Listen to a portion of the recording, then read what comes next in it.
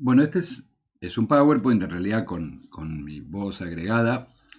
El PowerPoint se los dejo también, que pretende ser un apoyo visual para entender las diferencias de potencial en un circuito. En principio analizaremos un circuito con una sola resistencia, después un circuito serie, donde usaré colores para distinguir zonas de distinto potencial, y entonces la diferencia potencial saldrá de ahí.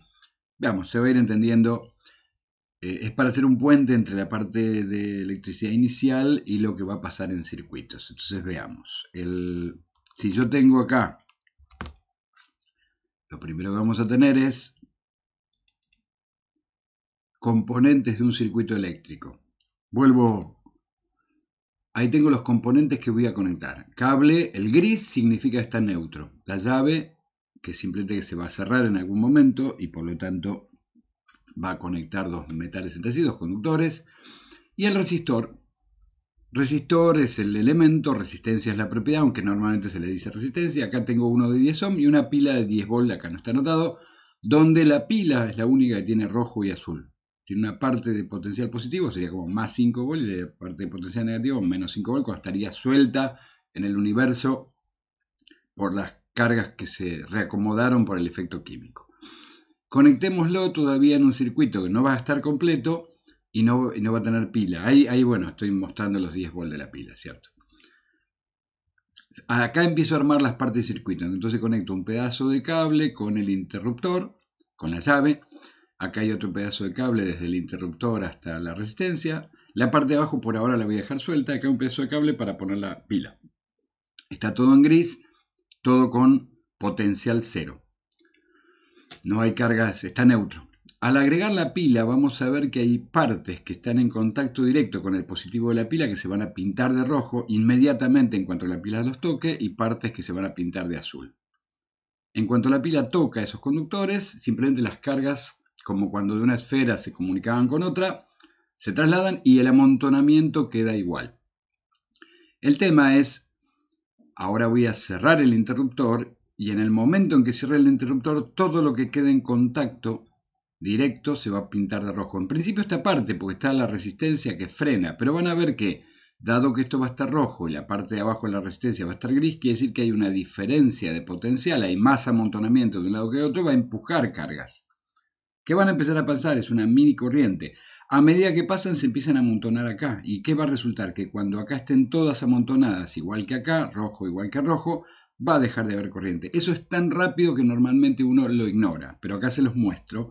Se va a ver que se pinta de rojo y este se va a ir pintando de rojo de a poco mientras se ve una corriente momentánea.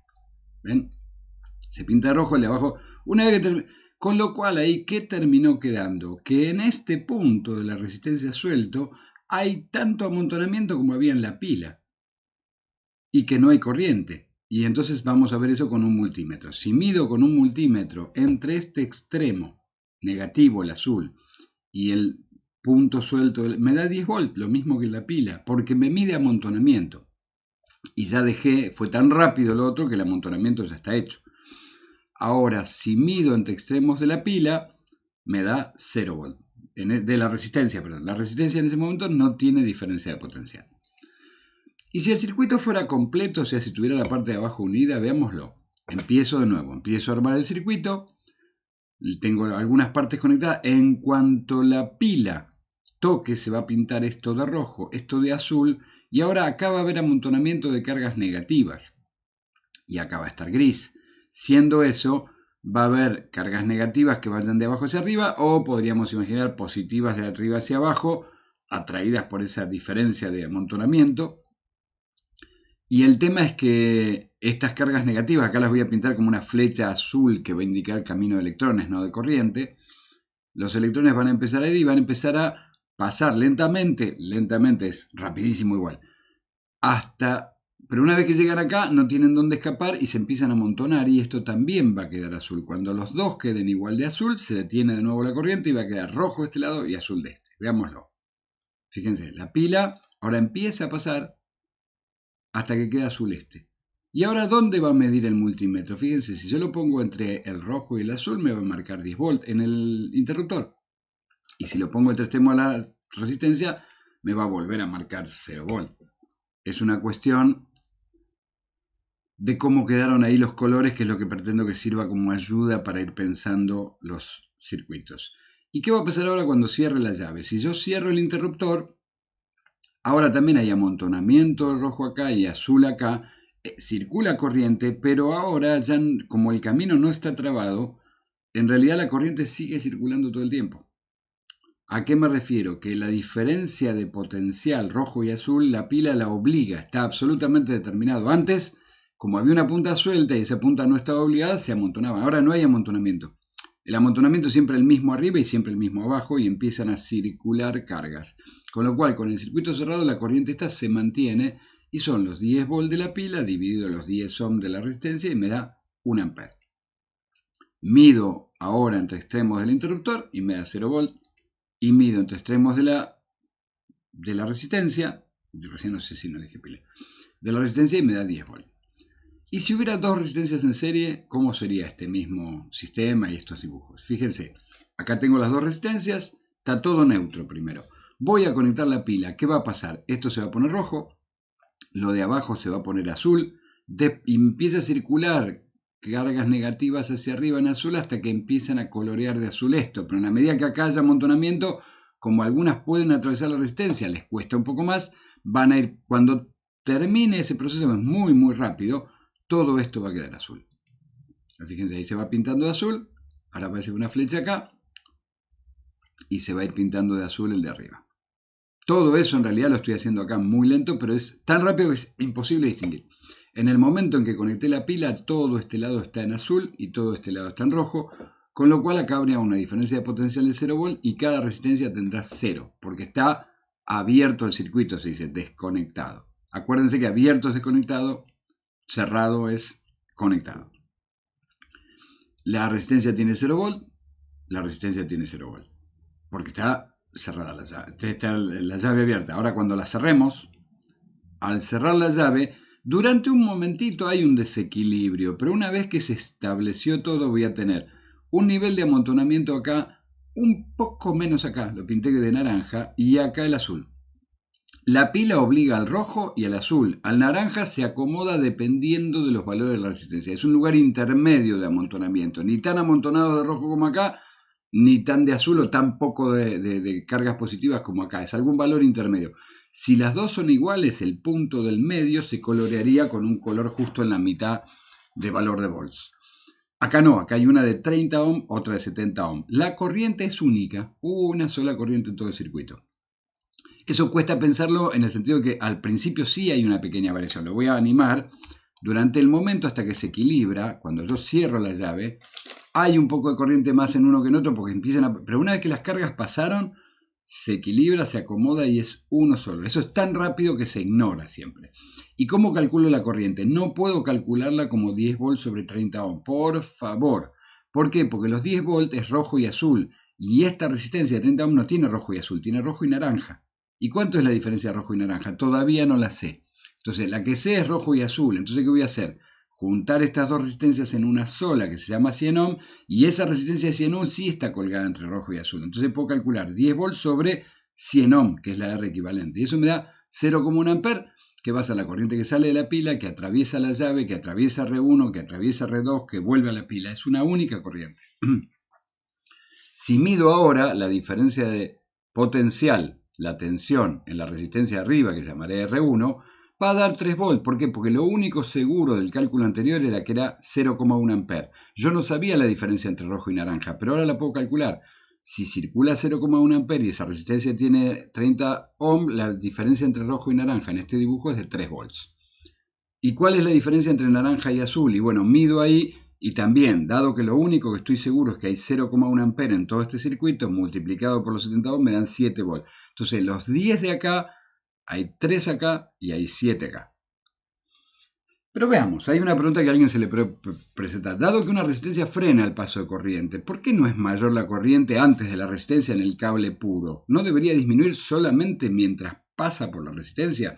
Ahí la cabeza nos hace una pequeña trampa en donde se mezcla la velocidad con la cantidad por segundo y todo esto. Veamos si ayuda a entenderla con una analogía con autos de carrera. En un circuito de carreras, los autos pueden ir a más velocidad en las rectas y van frenando en la curva. Con lo cual uno los ve acá que están un poco más lentos en la parte de la curva que en la zona de la recta. Ahora, ojo, hay un tema ahí, fíjense. Sin embargo, si todos conducen exactamente igual, supongamos que son todos androides y que exactamente frenan en el mismo lugar, aceleran en el mismo lugar, solo que salen un poquito más tarde. Si eso pasara, a pesar de ir más rápido en algunas partes y más lento en otras, ante cada espectador pasará siempre la misma cantidad de autos por segundo. O sea, si alguien está parado justo acá abajo donde estoy marcando con el mouse, ve 1, 2, 3, 4. ¿Y qué pasa si alguien está acá? 1, 2, 3, 4. A pesar de que acá van más rápido, la cantidad de autos por segundo que pasan en cualquier lugar es la misma. Entonces, hay que hacer una pequeña asociación. Si bien asociamos corriente con velocidad de carga, en realidad lo que es de verdad cierto, eso sería cierto si todos fueran iguales, pero lo que es de verdad cierto es que la corriente es la cantidad de cargas que pasan por segundo en cada punto. En las partes más rectas irán más rápido, pero más espaciados entre sí. En las partes curvas irán más lentas, pero más juntos. Y básicamente acá la corriente de autos sería siempre la misma. Si estos autos estuvieran dando vuelta todo el día y separados por igual distancia en las partes rectas y acá más juntos, pero daría que siempre que alguien se pare ve un auto por segundo. 1, 2, 3, 4. Siempre igual, tanto acá, como en la curva, como todo igual. Todo idéntico. Bueno, eso es lo que pasa en un circuito donde decimos que la corriente es constante en todo el circuito que tiene un único camino. Cuando se empieza a entender el tema, uno asocia la corriente con velocidad, es lo que hemos hecho acá, es lo normal. Pero en realidad se trata más bien de preocuparse por esto, cantidad de cargas que pasan por un punto en cada segundo, por un punto del circuito. Y entonces, lo que vamos a tener ahí, perdí el mouse, ahí está. Si yo pienso ahora en un circuito eléctrico, ahí hice una pequeña animación, muy elemental, pero cargas positivas moviéndose en una pila y un cable solo. En un circuito eléctrico las esquinas no importan, porque es otro el fenómeno este de que fuera una especie de pecera, camino libre. No hay ningún efecto debido a la curvatura de las esquinas, así que no frenan ahí.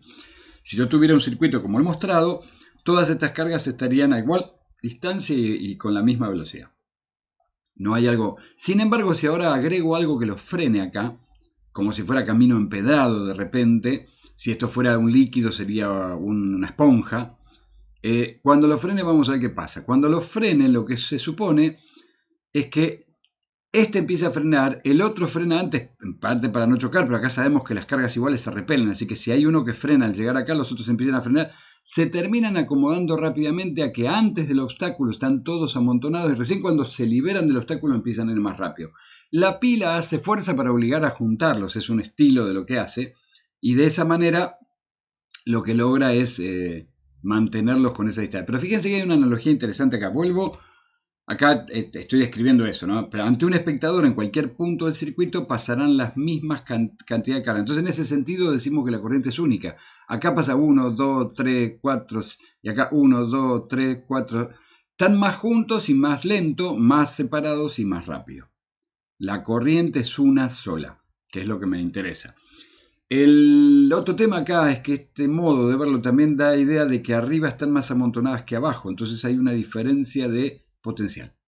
La tensión es esa marca de diferencia potencial entre el positivo de la pila que los apretuja y esto que los tira.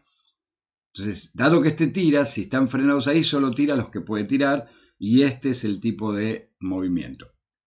Bueno, acá estoy comentando eso de la diferencia potencial entre todo este lado positivo conectado al positivo de la pila, lo que en el otro gráfico se pintaba de rojo y de azul. Bueno, listo.